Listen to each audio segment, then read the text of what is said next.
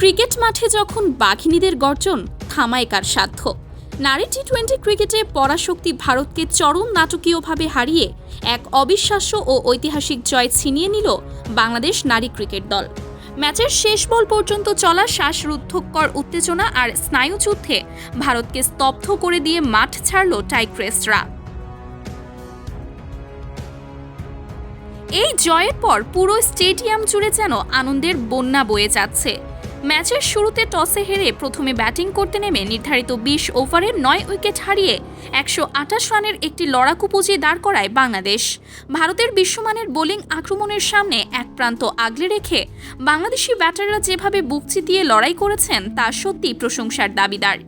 একের পর এক উইকেট হারিয়ে যখন দল কিছুটা চাপে পড়েছিল, ঠিক তখনই লোয়ার অর্ডারের লড়াকু ব্যাটিংয়ে ১২৮ রানের লড়াকু স্কোরবোর্ডে জমা করতে সক্ষম হয় টাইগ্রেসরা।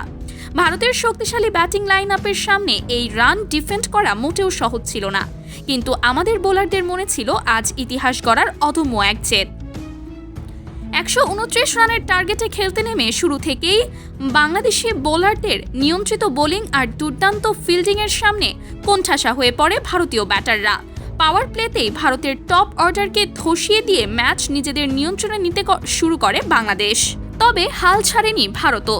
ম্যাচের মাঝপথে ছোট ছোট পার্টনারশিপ গড়ে তারা জয়ের দিকেই এগোচ্ছিল, ফলে ম্যাচ রূপ নেয় চরম এক থ্রিলারে।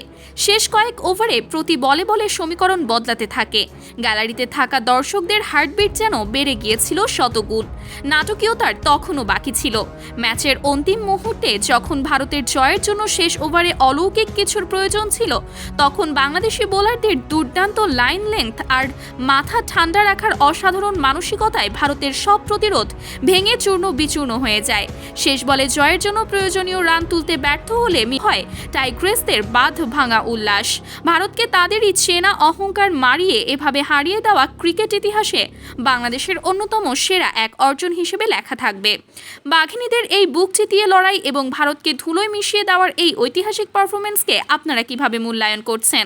দলের কোন খেলোয়াড়ের পারফরমেন্স আপনার মন কেড়েছে তা কমেন্ট বক্সে অবশ্যই লিখে জানাবেন।